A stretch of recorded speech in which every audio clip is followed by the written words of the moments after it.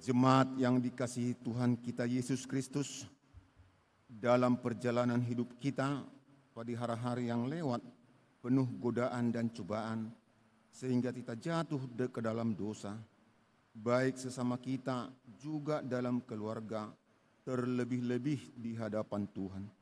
Mari kita datang ke hadapan Tuhan bersembah sujud untuk meminta pengampunan dosa-dosa kita.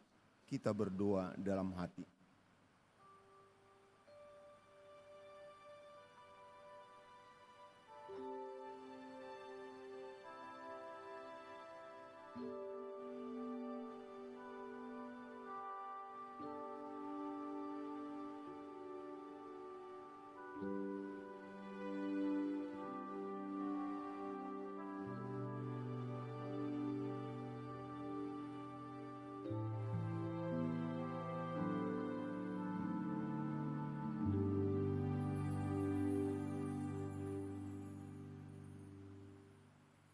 Ya Allah, Tuhan kami yang Maha Suci dan Maha Kudus, Bapa kami di dalam Yesus Kristus, kami bersyukur kepadamu karena setiap kali kami datang bersembah sujud ke hadapan-Mu, kami senantiasa merasa bahagia oleh pengasihan-Mu kepada kami orang berdosa ini. Oleh karena itu, kami datang lagi merendahkan diri di hadapan-Mu, memohon keampunan dosa kami, karena kami senantiasa melanggar hukum-Mu seperti domba yang sesat. Kiranya Engkau tidak menutup pintu pengasihan-Mu kepada kami. Terimalah kami menjadi anak-anak-Mu, karena Engkau tiada berkenan melihat kematian orang fasik, melainkan Engkau menghendaki pertobatan supaya ia hidup. Ampunilah segala dosa dan kejahatan kami, oleh karena kasih Yesus Kristus Tuhan kami. Tetapkanlah kasih sayang-Mu kepada kami, supaya kami merasa bahagia memanggil nama-Mu, sehingga segala perbuatan, kelakuan dan pikiran kami menjadi kemuliaan nama-Mu yang kudus itu. Amin. Kita akan mendengarkan janji Tuhan tentang pengampunan dosa. Demikianlah firman Tuhan. Tetapi engkau memberati aku dengan dosamu, engkau menyusahi aku dengan dosamu, engkau menyusahi aku dengan kesalahanmu. Akulah dia yang menghapus segala pemberontakanmu, oleh karena aku sendiri, dan aku tidak mengingat-ingat dosamu. Dengarkanlah aku, hai kamu yang mengejar apa yang benar. Hai kamu yang mencari Tuhan, pandanglah gunung batu yang daripadanya kamu terpahat, dan kepada lubang penggalian batu yang daripadanya kamu tergali. Segala kemuliaan Allah di tempat yang maha tinggi. Amin. Kita bernyanyi.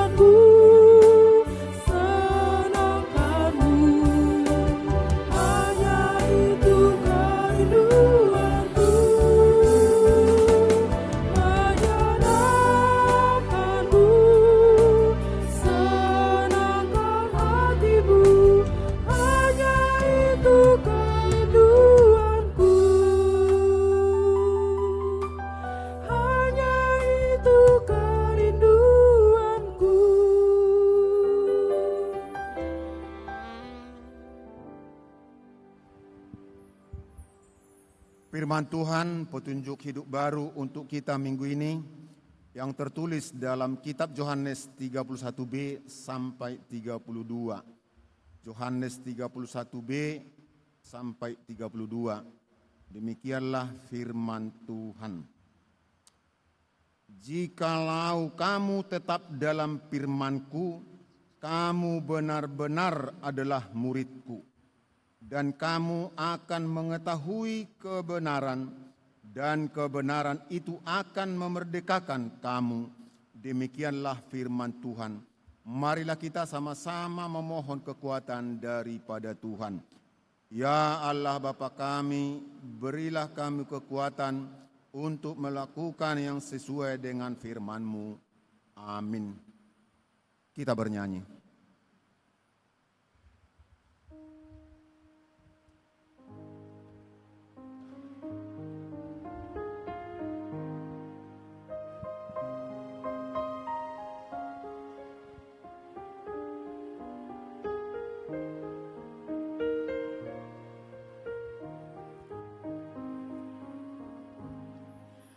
Firman-Mu ku pegang selalu, saat duka, saat senang, jalan hidup yang akan datang, tangan Tuhan yang memegang.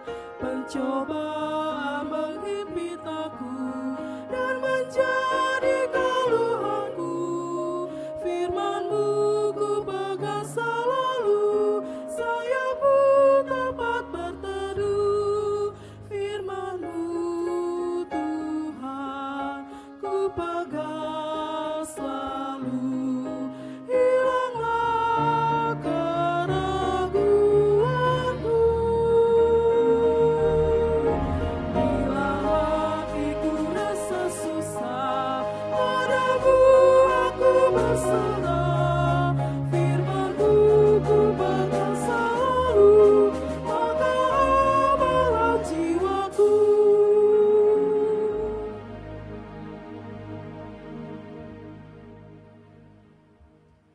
Marilah kita bersaksi mengikrarkan pengakuan iman kita bersama jemaat pada segala abad di seluruh dunia ini. Marilah kita sama-sama mengucapkannya. Aku percaya kepada Allah Bapa yang Maha Kuasa, Khalik langit dan bumi. Aku percaya kepada Yesus Kristus, Anaknya yang tunggal Tuhan kita, yang dikandung dari para Roh Kudus, lahir dari anak darah Maria, yang menderita di bawah, disalibkan, mati dan dikuburkan, turun ke dalam kerajaan maut, pada hari ketiga bangkit pula dari antara orang mati, naik ke sorga, duduk ke sekanan Allah Bapa yang Maha Kuasa, dan akan datang dari sana untuk menghakimi orang yang hidup dan yang mati. Aku percaya kepada Roh Kudus, gereja yang kudus dan persekutuan orang kudus, pengampunan dosa, kebangkitan daging, dan hidup yang kekal. Amin.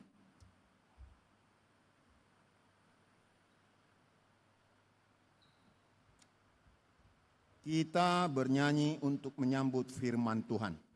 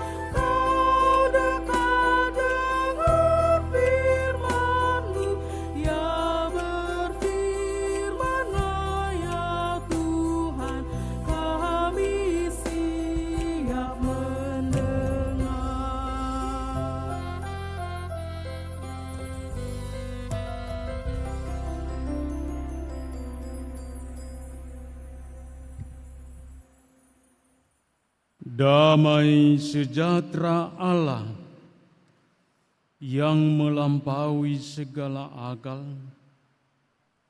itulah kiranya yang memelihara hati dan pikiranmu di dalam Yesus Kristus Tuhan kita.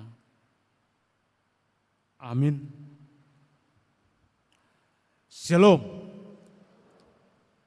Bapak, Ibu, dan saudara-saudari yang terkasih di dalam Tuhan Yesus Kristus, di pagi hari ini kita akan mendengarkan firman Tuhan yang diambil dari Efesus pasal 4 ayat 7 sampai ayat yang ke-16 dengan satu tema, teguh berpegang pada kebenaran. Teguh berpegang pada kebenaran. Demikian firman Tuhan, mari kita dengarkan. Tetapi kepada kita masing-masing telah dianugerahkan kasih karunia menurut ukuran pemberian Kristus. Itulah sebabnya, kata Nats, tak kala ia naik ke tempat tinggi, ia membawa tawanan-tawanan, ia memberikan pemberian-pemberian kepada manusia. Bukankah ia telah naik? Berarti bahwa ia juga telah turun ke bagian bumi yang paling bawah. Ia yang telah turun, ia juga yang telah naik jauh lebih tinggi daripada semua langit untuk menemukan segala sesuatu.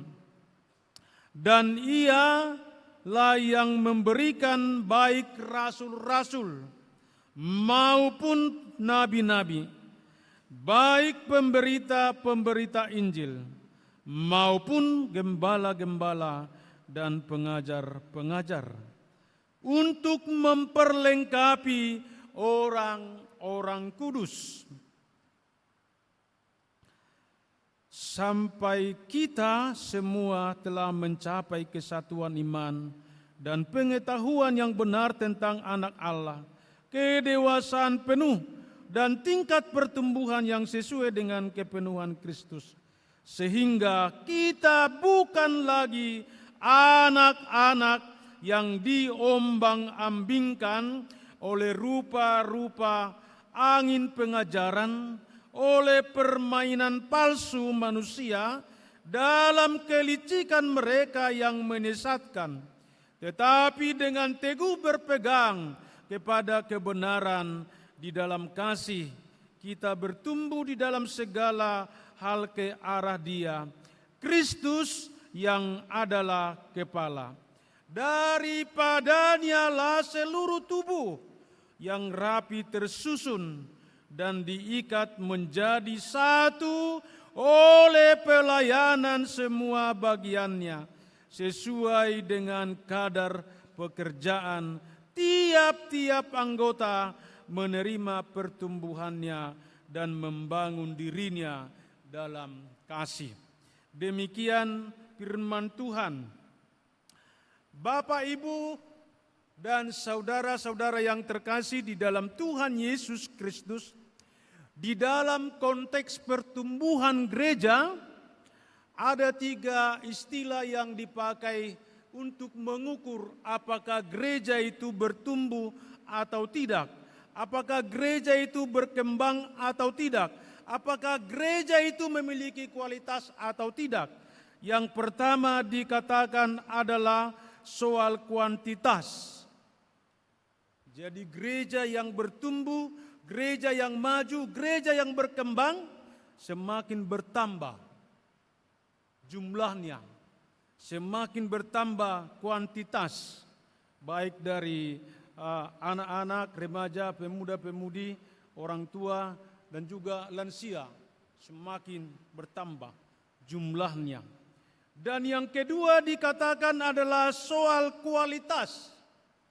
Apakah pertambahan kuantitas itu dapat berkualitas atau memahami dan mengerti dan melakukan segala hal yang dinyatakan dalam hal pertumbuhan gereja itu. Dan yang ketiga dikatakan adalah soal ekspansi, yaitu soal penyebaran.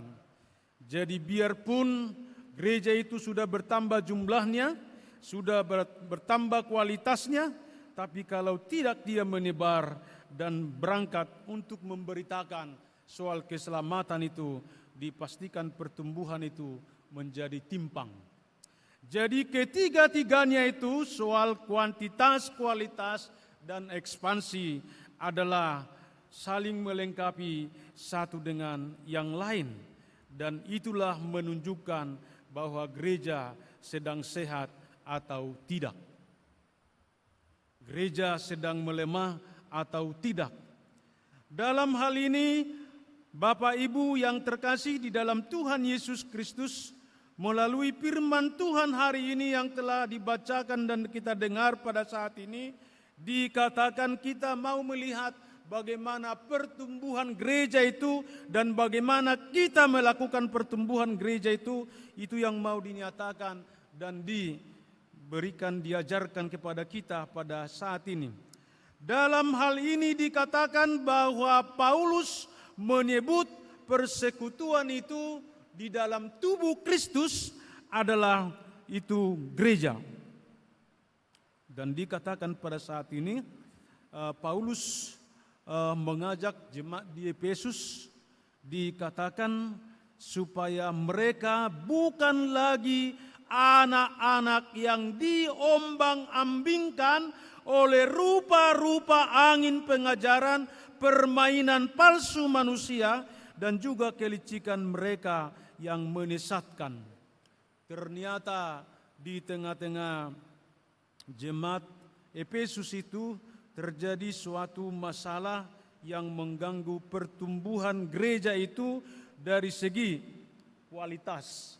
Karena mereka mengalami, dikatakan ada ajaran sesat, ada permainan palsu manusia, dan juga kelicikan mereka yang menyesatkan. Secara khusus pada saat itu di Efesus itu ada satu penyembahan berhala yang begitu populer, yang begitu berpengaruh, yaitu penyembahan berhala Dewa Artemis. Itu sangat besar pengaruhnya kepada kehidupan daripada jemaat gereja pada saat itu. Jadi mereka banyak yang terombang-ambing, yang diombang-ambingkan oleh pengajaran itu atau permainan itu atau kelicikan yang menyesatkan itu. Dalam hal itulah Paulus berkata dan memanggil jemaat dan juga kita pada saat ini dan semua pelayan, dikatakan supaya berpegang teguh terhadap kebenaran dan keselamatan, yaitu Yesus Kristus. Di luarnya itu tidak ada. Jadi persekutuan di dalam tubuh Kristus adalah dikatakan panggilan. Jadi sebagai persekutuan tubuh Kristus atau gereja dikatakan hendaklah hidup, hendaklah ada di dalam karakter dan spiritual yang benar, di mana dikatakan oleh firman Tuhan pada saat ini, hendaklah kamu rendah hati, hendaklah engkau lemah lembut, sabar dan tunjukkanlah kasihmu dalam hal saling membantu, saling menumbuhkan, saling mendewasakan satu dengan yang lain. Dan juga dikatakan pada saat ini untuk dapat memahami dan melakukan menikmati pertumbuhan itu, dikatakan pada saat ini kita harus berjuang membangun persekutuan dalam tubuh Kristus itu. Dikatakan kita harus menjadi satu roh. Satu roh. Dan kedua dikatakan harus menjadi satu tubuh. satu pengharapan, dan satu Tuhan, satu iman, satu baptisan, dan satu Allah Bapa. Itulah kita lihat salah satu kualitas daripada pertumbuhan gereja itu menjadi satu dalam segala hal. Dan kemudian dikatakan bahwa persekutuan tubuh Kristus itu dikatakan kita semua telah dianugerahi, yaitu kasih karunia oleh Allah dari Yesus Kristus sesuai dengan anugerahnya.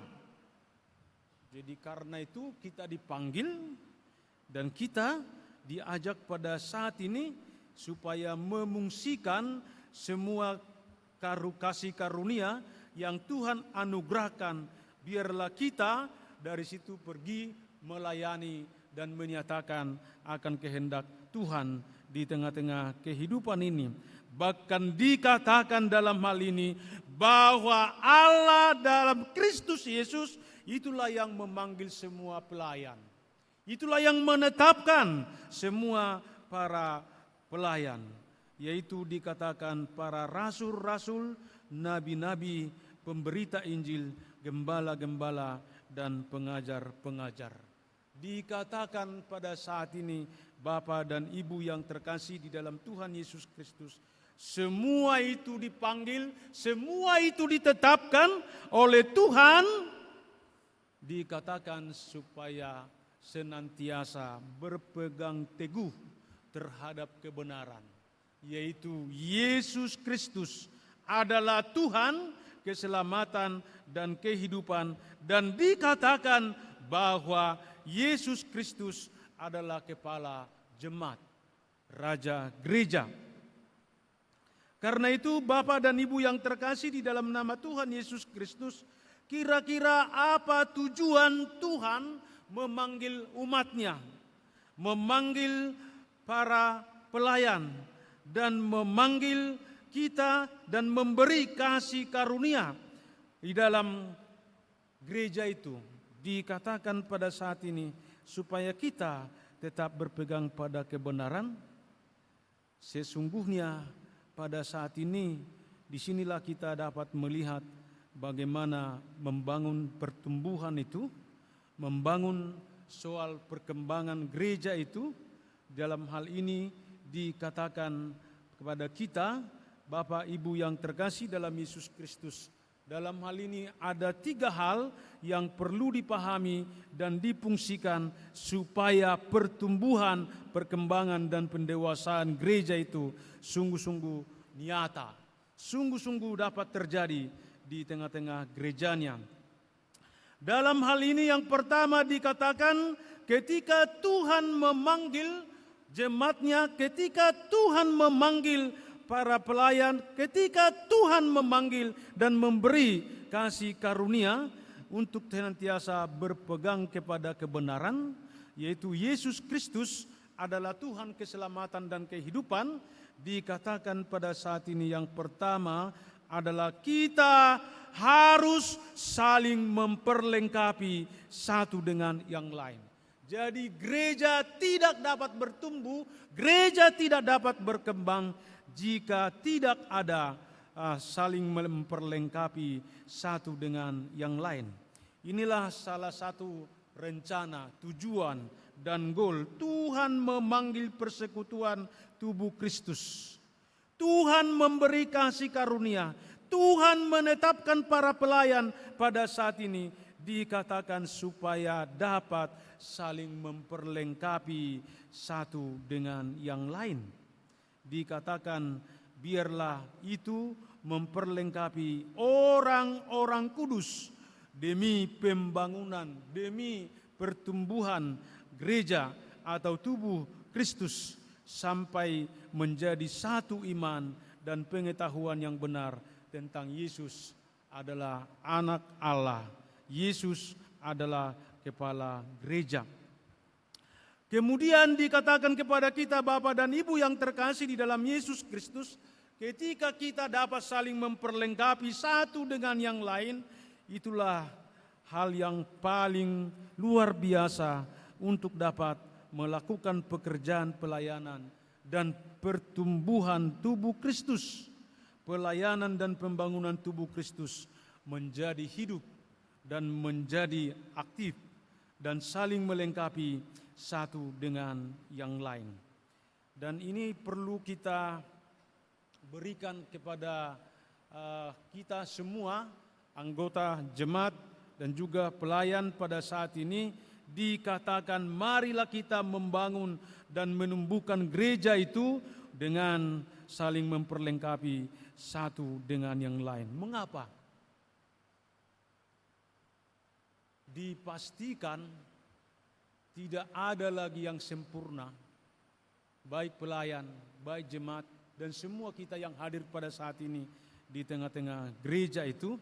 Tapi ketika kita dapat saling memperlengkapi satu dengan yang lain, maka kita akan melihat pertumbuhan yang sangat luar biasa di tengah-tengah gerejanya. Yang pertama dan yang kedua dikatakan kepada kita pada saat ini, bukan hanya saling melengkapi, tapi dikatakan supaya bertumbuh dan dewasa hidup di dalam Kristus. Supaya bertumbuh dan dewasa di dalam Kristus. Inilah dari segi kualitas yang mau diajak dan dimintakan kepada kita pada saat ini. Dan dikatakan Tuhan memanggil, Tuhan menetapkan, Tuhan memberikan kasih karunia kepada persekutuan tubuh Kristus. Pada saat ini dikatakan bukan hanya untuk memperlengkapi satu dengan yang lain, tapi kita diundang dan dipanggil pada saat ini supaya saling menumbuhkan dan mendewasakan di dalam kebenaran.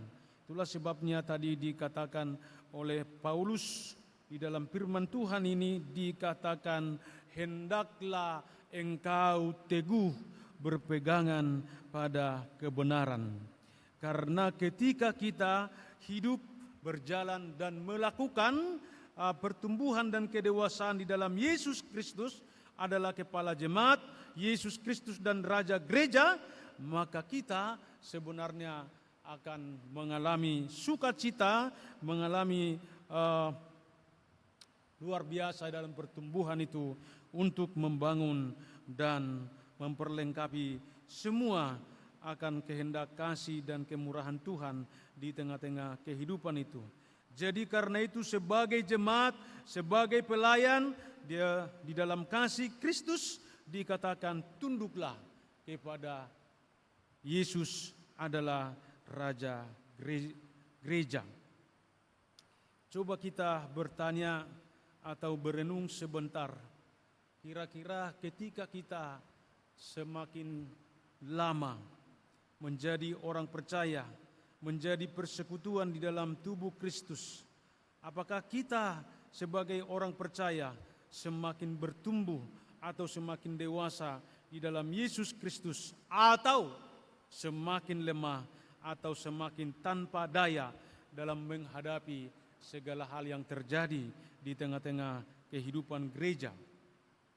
Tapi pada saat ini Tuhan berkata, teguhlah berpegang pada kebenaran.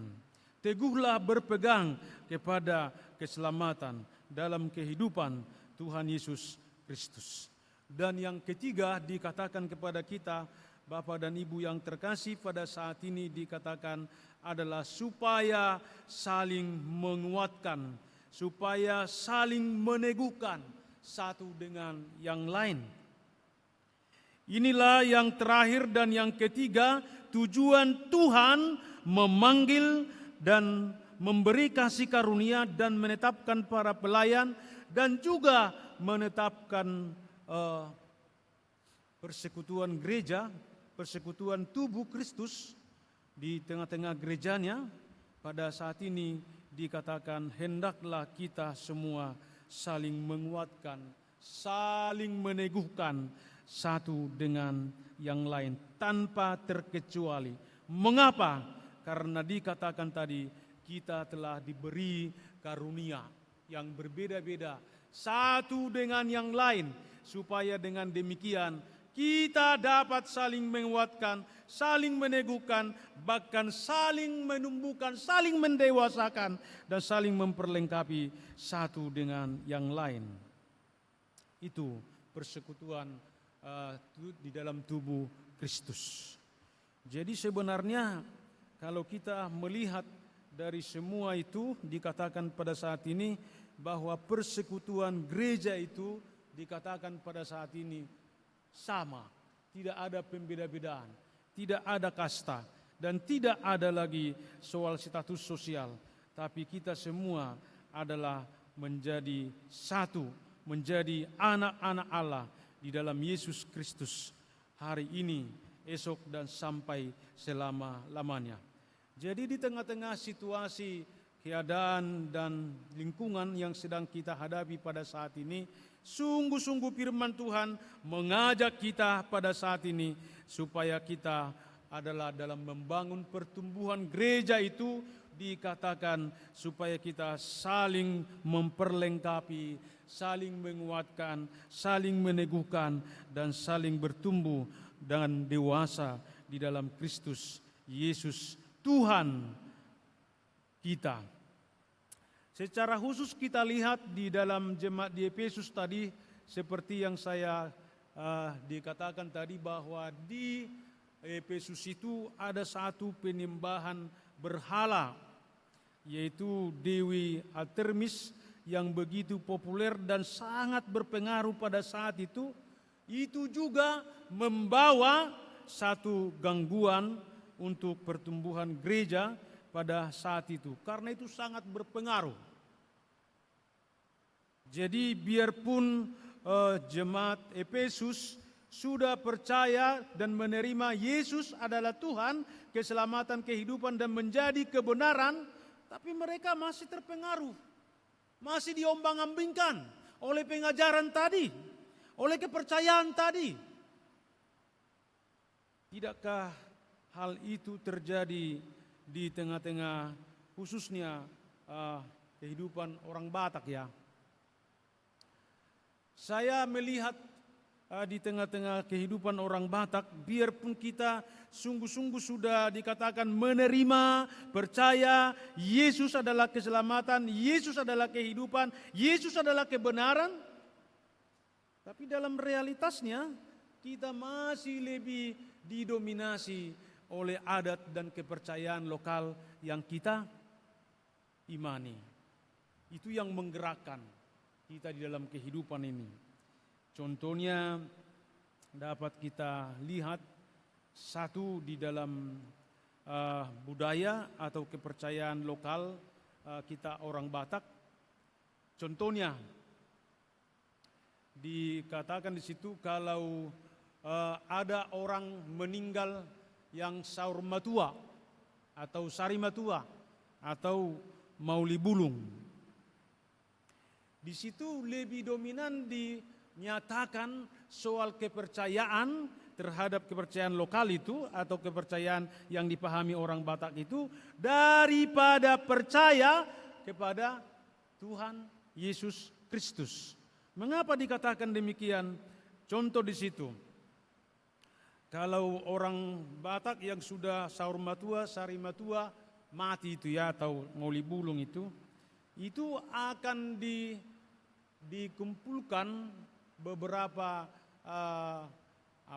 tumbuh-tumbuhan yang hidup ya, sampai 7 jenis yang ditaruh di dalam sebuah keranjang, dan itu akan dijunjung nantinya dan ditortorkan lah itu ya, dan dikatakan di situ semua itu mengatakan bahwa kematian dia yang sudah sari matua, saur matua atau mauli bulung itu harus diberitahukan kepada 7 yang hidup,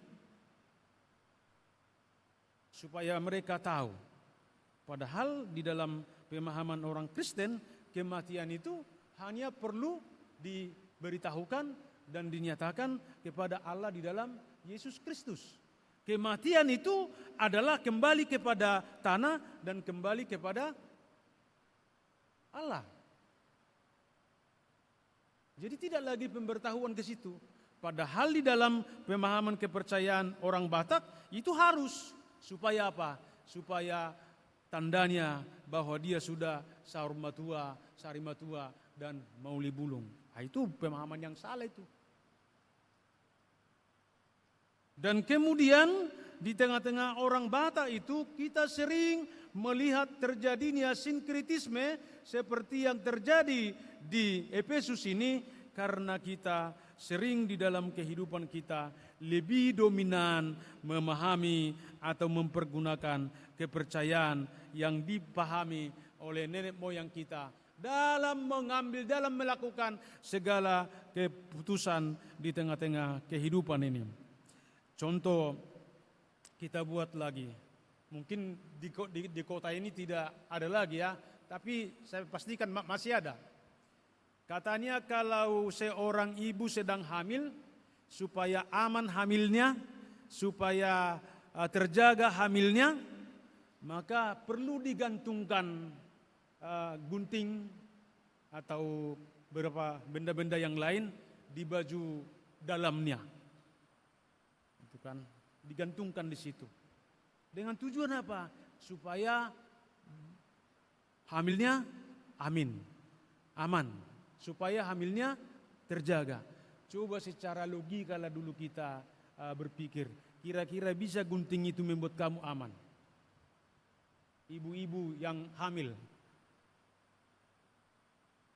atau ibu-ibu yang sedang mengandung.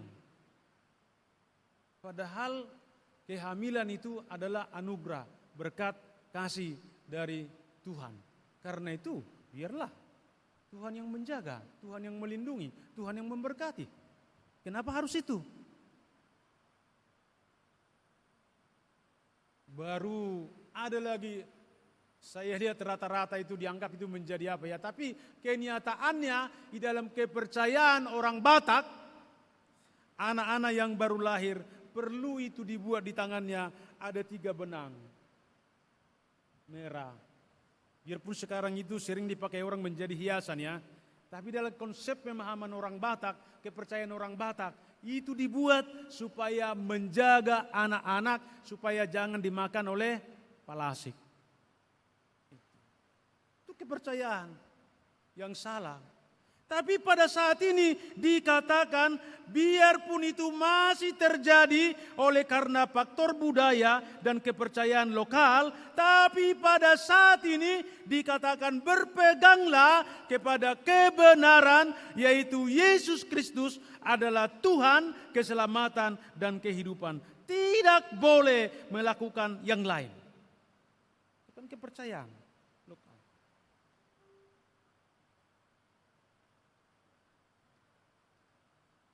Hal itulah yang terjadi di jemaat Efesus di tengah-tengah kehidupan ini pada saat itu, dan itu juga sering berulang-ulang terjadi di tengah-tengah kehidupan daripada kita orang-orang percaya. Jika tadi kita lihat di dalam pendahuluan khotbah di Amos itu dikatakan sebenarnya umat Tuhan telah dibebaskan, umat Tuhan telah diselamatkan dari Mesir menuju ke padang gurun sampai kepada tanah Kanan. Tapi dalam realitasnya apa dikatakan di situ tadi? Bahwa umat Tuhan, orang-orang Israel masih percaya, masih mengakui dan masih mengimani akan kuasa yang pernah dipahami, yang pernah dilakukan, atau yang pernah dipercayai mereka ketika mereka di Mesir. Itu dikatakan tadi pada ayat 26 itu, kamu telah kubawa keluar dari Mesir, tetapi engkau juga mengangkut dewa Sakut, mengangkut rajamu, dan mengangkut kewan, dan dewa bintangmu, patung-patungmu, di tengah-tengah kamu buat bagianmu. Tidakkah itu yang terjadi di tengah-tengah kehidupan? Tuhan sudah menyatakan keselamatan kepada orang Batak. Tuhan sudah menyatakan kehidupan kepada suku Batak. Tapi dalam realitasnya kita sekarang ini, ya tidak sedikit kita masih lebih percaya kepada kepercayaan yang dipahami oleh satu lokal atau satu daerah atau satu suku, itu yang lebih dominan dipahami. Pada saat ini dikatakan oleh Bapa dan Ibu yang terkasih di dalam Tuhan Yesus Kristus, hal-hal seperti itu dikatakan tinggalkan, putuskan, tapi berpeganglah kepada kebenaran, yaitu Allah di dalam Yesus Kristus, Tuhan keselamatan dan kehidupan. Itu yang mau dikatakan kepada kita. Jika demikian, bisalah gereja bertumbuh dengan baik. Bisalah gereja bertumbuh dengan secara kuantitas, kualitas, dan juga ekspansinya. Itu yang dipanggil dan dinyatakan kepada kita pada saat ini.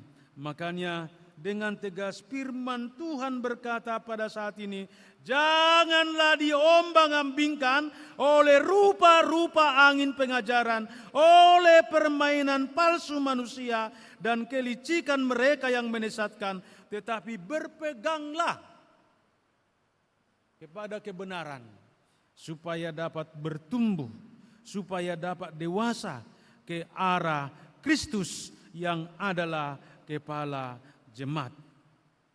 Karena dikatakan tadi, semua persekutuan di dalam tubuh Kristus itu adalah panggilan. Persekutuan dalam tubuh Kristus itu adalah anugerah, adalah pemberian. Karena itu, Bapak dan Ibu yang terkasih di dalam nama Yesus Kristus, kita dipanggil pada saat ini dengan karunia-karunia yang diberikan kepada kita semua.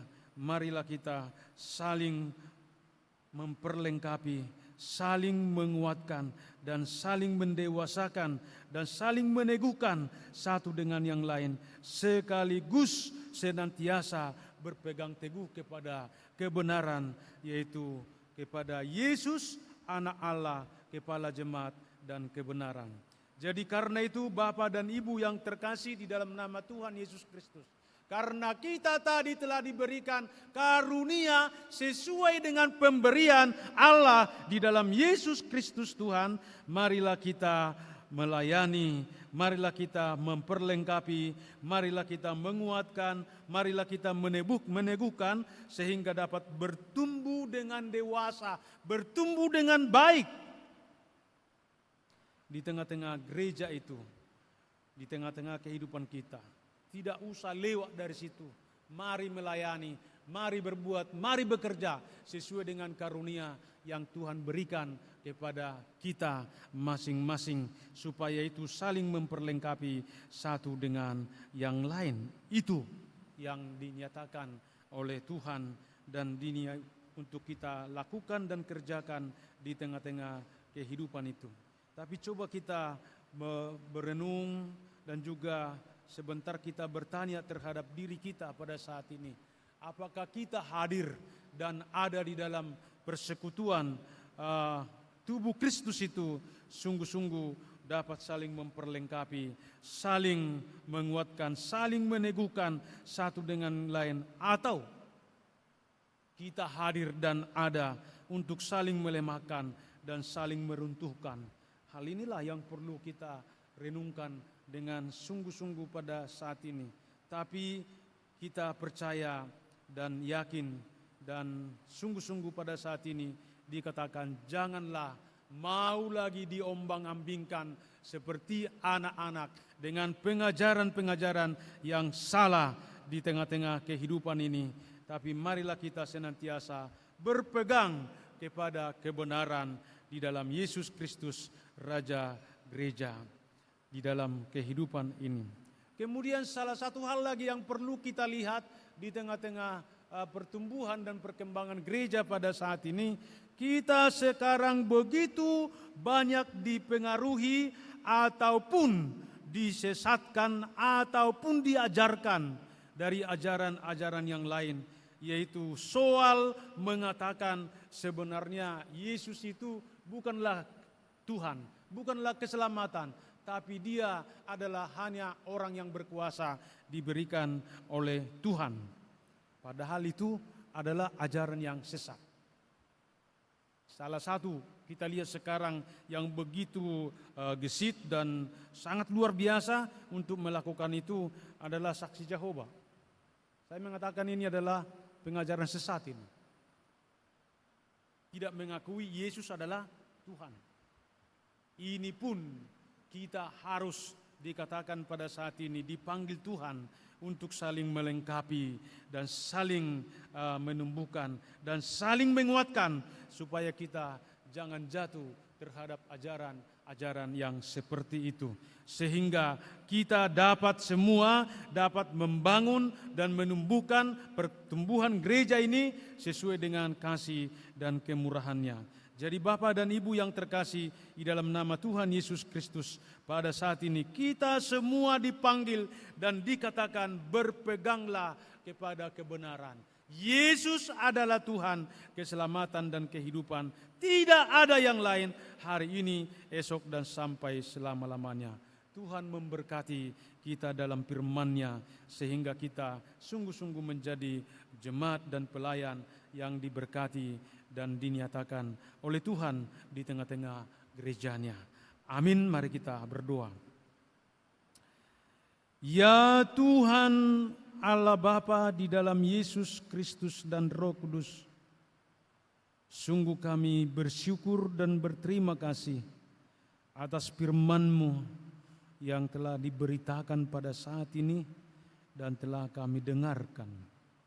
Biarlah Engkau Tuhan memberkati kami semua di tengah-tengah kehidupan ini, khususnya di dalam persekutuan tubuh Kristus, supaya kami sungguh-sungguh Tuhan pada saat ini tidak diombang-ambingkan lagi, tidak lagi disesatkan oleh rupa-rupa angin pengajaran atau permainan palsu dan kelicikan akan dunia ini. Tapi kami bersyukur dan berterima kasih Tuhan telah memanggil kami supaya senantiasa berpegang pada kebenaran, yaitu Yesus adalah Tuhan, keselamatan dan kehidupan.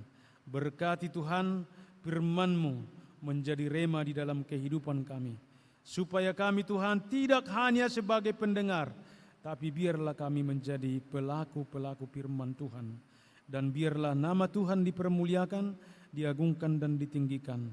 Berkati kami semua Tuhan, yang telah Kau berikan karunia satu dengan yang lain dan berbeda-beda, supaya kami dapat saling melengkapi, saling meneguhkan, saling menumbuhkan satu dengan yang lain. Terpujilah Engkau Tuhan, berkati firman-Mu. Di dalam Yesus Kristus kami berdoa dan datang ke hadirat-Mu. Amin. Kita bernyanyi.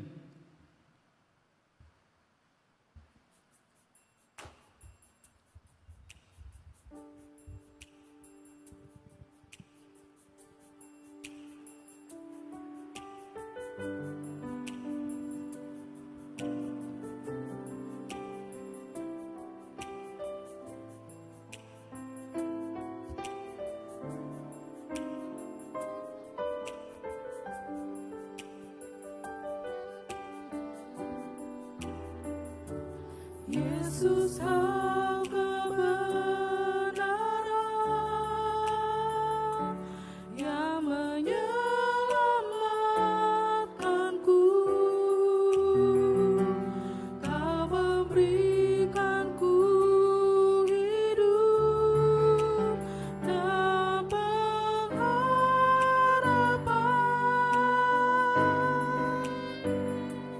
Ku ikut kehendak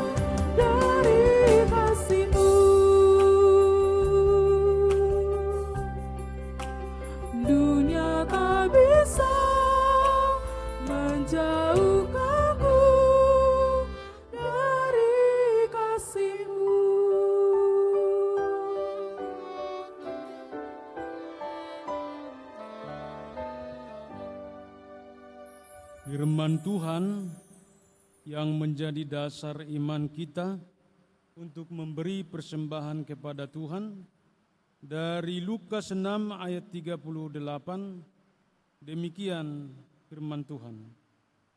Berilah dan kamu akan diberi suatu takaran yang baik, yang dipadatkan, yang digoncang, dan yang tumpah keluar akan dicurahkan ke dalam ribaanmu.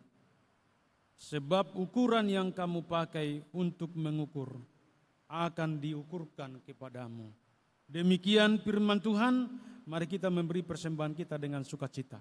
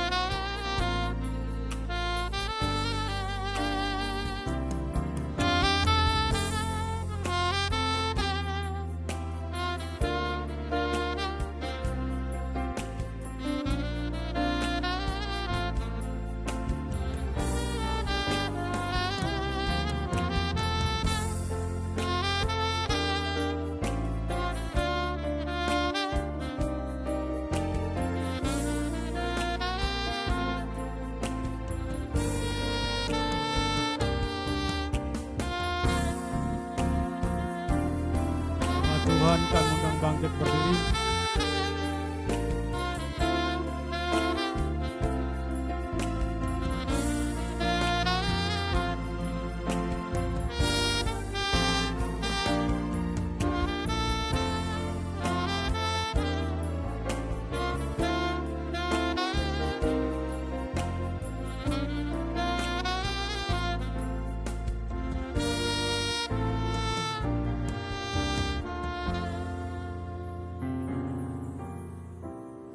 Marilah kita menyerahkan persembahan ini ke hadapan Tuhan.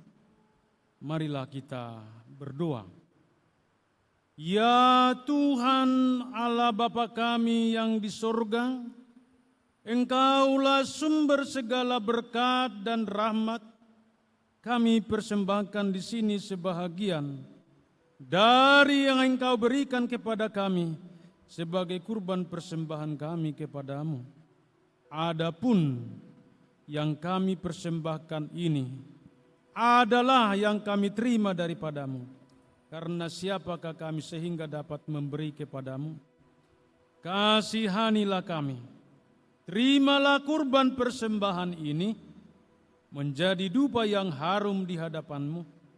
Berkati dan peliharalah agar kami menggunakan persembahan ini untuk kejayaan kerajaan-gerejamu di tengah-tengah gerejamu di seluruh dunia ini.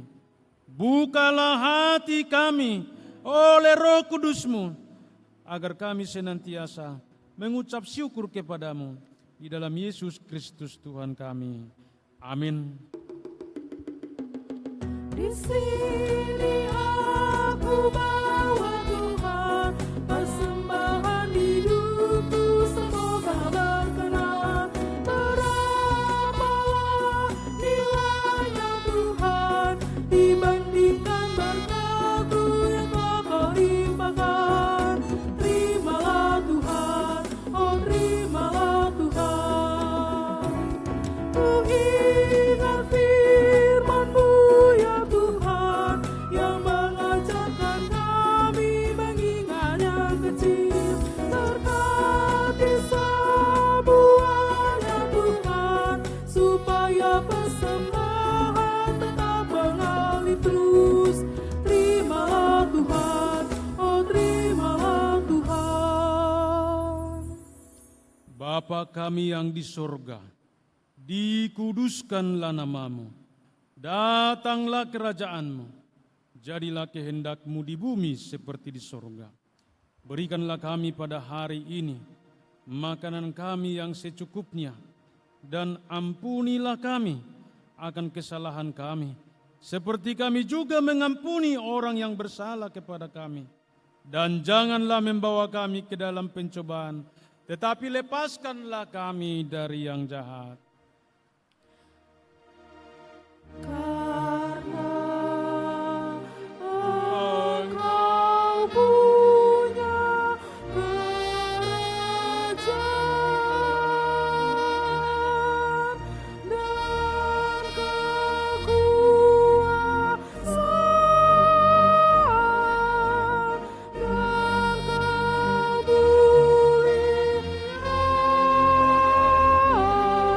kemuliaan sampai selama-lamanya.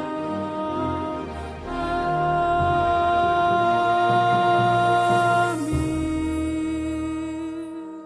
Pulanglah dengan damai sejahtera dan terima berkat dari Allah Bapa.